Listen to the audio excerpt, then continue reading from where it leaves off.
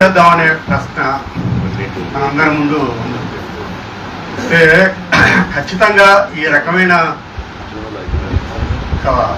కొన్ని రోజుల క్రితమే అప్రకటిత ఎమర్జెన్సీ గురించి ఇదే హాల్లో కింద మీటింగ్ ఎందుకు పెట్టుకోవాల్సి వచ్చిందంటే నిజానికి ఆ మీటింగ్ని పౌరకుల సంఘం కూడా ప్లాన్ చేసింది సుమరే హాల్లో. అంతకు ఇంకొన్ని రోజుల ముందు మా సంస్థ ఐఏపీఎల్ భారత ప్రజా న్యాయవాదుల సంఘం కూడా 14 తారీఖున ఖగా ముగిసింది అంటున్నారు, కానీ దాని మీద న్యాయ పోరాటం ఇంకా మిగిలే ఉంది. ఎన్కౌంటర్ సవాలే సాక్ష్యం చెబితే అనే టాపిక్ మీద పెడితే సుందరయ్య ఇక్కడ నేను పోలీసులు లేదా పాలకులు పక్కన పెట్టాం, ఖచ్చితంగా నిలదీయాల్సింది సుందరయ్య విజ్ఞాన కేంద్రం ఒక వైఖరి కూడా.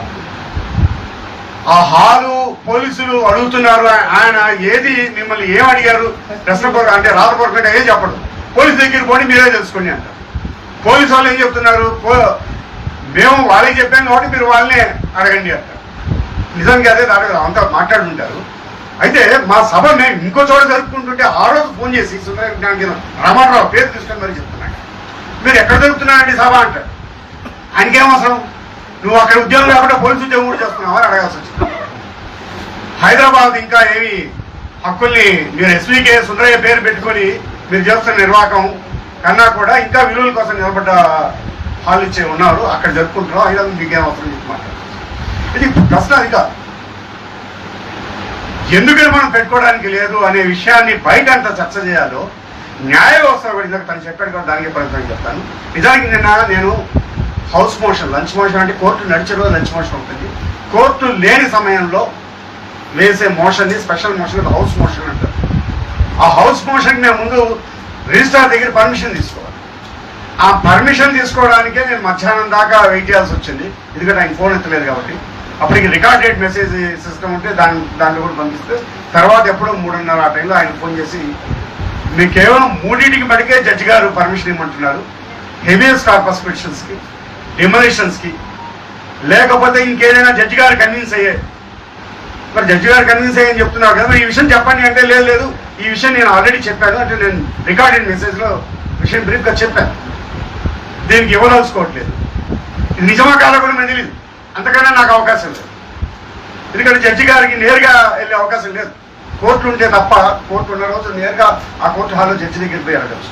కోర్టు లేని సందర్భంలో మేము రిజిస్టర్ పూజారి దగ్గరికి వెళ్ళాలి, ఆయన నుంచే తీసుకోవాలి పర్మిషన్. గతంలో కూడా చందన్ మిశ్రా అనే ఒక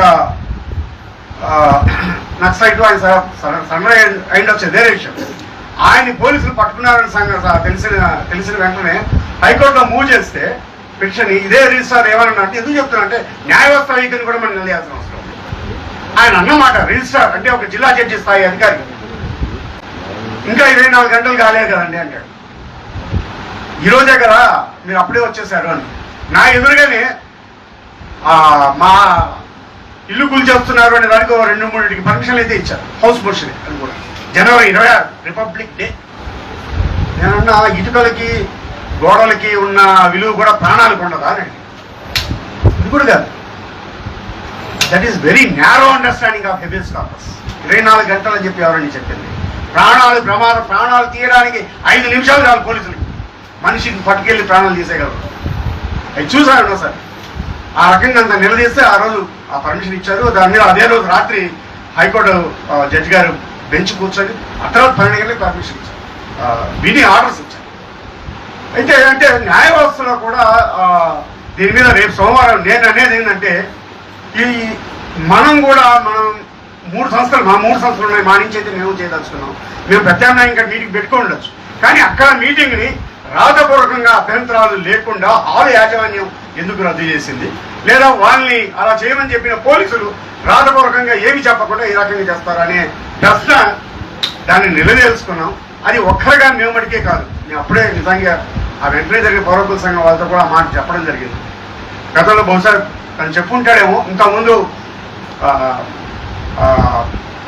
పిఎఫ్ఐ సంస్థ నిషేధం గురించి పౌరకుల సంఘం రౌండ్ టేబుల్ సమావేశం పెడితే మీరు పోలీస్ స్టేషన్కి రండి అని చెప్పి సమావేశం జరిగే రోజు 10 నుంచి 12 దాకా 1 గంట దాకా కూర్చోబెడతారు.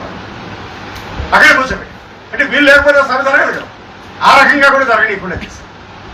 ఇలాంటి వాటన్నిటి ఇప్పుడు నిరసనకి పేరుసామ వాళ్ళైతే నిన్న వెళ్ళని ప్లేస్ లేదు, చెయ్యని ప్రయత్నం లేదు. అందరి అధికారుల దగ్గరికి రిజిస్ట్రార్ చెప్పినట్టుగా పై అధికారుల దగ్గరికి వెళ్ళాడు. ఆ పని ఆల్రెడీ చేసామండి మేము అన్నాం. పై అధికారులు అయితే ఆయన చాలా విచిత్రంగా ఎస్ అని అన్నాడు సమాధానం. ఎస్ అంటే దేనికి ఎస్, దేనికి ఎస్ అంటే అట్లా దొరకని సమాధానాలు ఇస్తూ ఈ రకంగా దాచుకుంటున్నారు. అంటే దీన్ని నిలదీయాల్సిన అవసరం ఉంది. ఆ పని ఖచ్చితంగా మేము చేస్తాం. సహకరించాల్సిందిగా ప్రజా సంఘాల వాళ్ళు కూడా అడుగుతాం. ఆ పనిని మేము మడికే భారత ప్రజా న్యాయవాదుల సంఘం నుంచి కాకుండా నందిగం కృష్ణారావు గారు నాకు ఉదయం మాట్లాడారు, ఆయన కూడా వస్తాను. ఇట్లా హైకోర్టులో గతంలో ఊపా మీద ఏ రకంగా అయితే నిలదీయగలేము. ఎందుకంటే ఇది ఇక్కడతో అయిపోదు, రేపు చాలా చాలా మొదలవుతాయి. మా సభ దిగే ఖగార్ అనే పేరు వాళ్ళకి అభ్యంతరమైంది. వ్యవసాయ దాంట్లో విప్లవం అనే సంఘం పేరే విప్లవ రచయిత సంఘం. ఇట్లా పదాలుగా చెప్తున్నారు కానీ మొత్తంగా రేపు మన హక్కులు ఏవి కూడా లేకుండా రేపు అందరికీ రాబోతోంది. కాబట్టి దీన్ని చట్టపరంగా న్యాయపరంగా బహిరంగ చర్చగా ప్రజా సంఘాల బయట చర్చ జరగాలి. 4 గోడల లోపల కోర్టు లోపల ఒక సరైన తీర్పు రాగలిగారంటే ఈ 4 గోడల కోర్టు బయట కూడా ప్రజాస్వామిక ఉద్యమం జరగాల్సింది. అప్పుడు మనకి ప్రజలు వాచ్ చేస్తున్నారు అనే కోణం చర్చలు కూడా వస్తుంది. అటువంటి సందర్భాలను గతంలో ఎన్నో తీర్పులు సాధించుకోగలేదు. ఇప్పుడు కూడా ఆ పని ఇటు కోర్టులో ఇటు బయట కూడా చేస్తామని అందుకు ఐఏపీగా మా వంతు బాధ్యత. Down Indian fascist courts. Okay sir. Sir ఈ కేబీఆర్ గారు long leave event bourgeois democracy చెప్పి కోర్టులో ప్రకటన చేస్తారు. బూర్జువా డెమోక్రసీ విలువలు కూడా మీరు కాపాడుకోకపోతే ఈ కోర్టులు ఎందుకు ఇప్పుడు ఆ మాట అనాల్సి వస్తుంది. చిన్న ప్రకటన